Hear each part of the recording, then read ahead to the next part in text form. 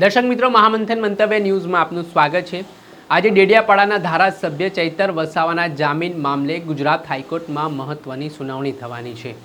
જે રીતે સમગ્ર પ્રકરણ આપને ખ્યાલ છે, 2023માં વનકર્મીને મારવાનો આરોપ ધારાસભ્ય ચૈતર વસાવા સામે લાગ્યો હતો। ત્યારબાદ આર્મ્સ, ખંડણી સહિતની ગંભીર કલમો હેઠળ તેમની સામે ગુનો પણ નોંધાયો હતો। જે બાબતના સંદર્ભમાં થોડા સમય પહેલાં નર્મદા સેશન કોર્ટે ધારાસભ્ય ચૈતર વસાવા અને તેમના સાથીદારોને 7 વર્ષની સજા સંભળાવી હતી ને તેના સંદર્ભમાં હાલ ધારાસભ્ય ચૈતર વસાવા છેલ્લા 2 મહિનાથી વડોદરા સેન્ટ્રલ જેલમાં બંધ છે। આ ઘટનાથી આદિવાસી સમાજમાં ઘેરા પ્રત્યાઘાત પડ્યા છે, રોષ જોવા મળી રહ્યો છે ને મામલો ગરમાયો છે।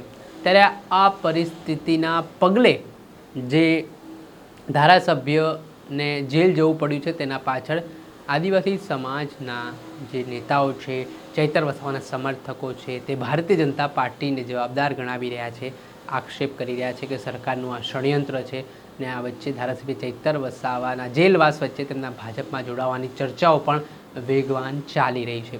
ત્યારે આ પરિસ્થિતિ વચ્ચે જોવાનું છે આજે ગુજરાત હાઈકોર્ટમાં ચૈતર વસાવાના પક્ષના વકીલ છે તે દલીલ કરવાના છે, સામે સરકારી પક્ષના વકીલ પણ દલીલ કરવાના છે અને આ ખૂબ મહત્વપૂર્ણ સુનાવણી માનવામાં આવી રહી છે।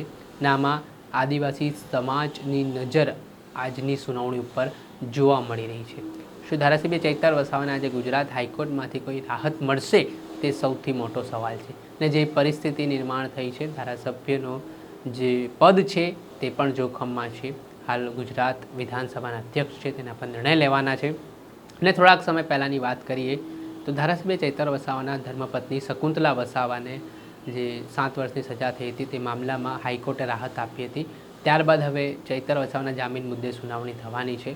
જોવાનું રહ્યું કઈ રીતની સ્થિતિ નિર્માણ થાય છે ને આમ આદમી પાર્ટીની લીગલ ટીમ દ્વારા સુપ્રીમ કોર્ટ સુધી લડત ચલાવવાની પણ તૈયારી દર્શાવી છે।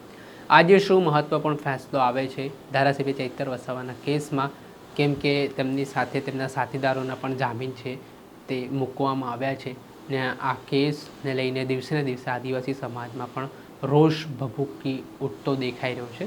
તો પરિસ્થિતિ નિર્માણ પામે છે, પડે અપડેટો આ કેસથી જોડાયેલા આપના સુધી પહોંચાડતા રહીશું। એટલે મહામંથન મંતવ્ય ન્યૂઝ જોતા રહો, લાઈક કરો અને વધુમાં વધુ શેર કરો।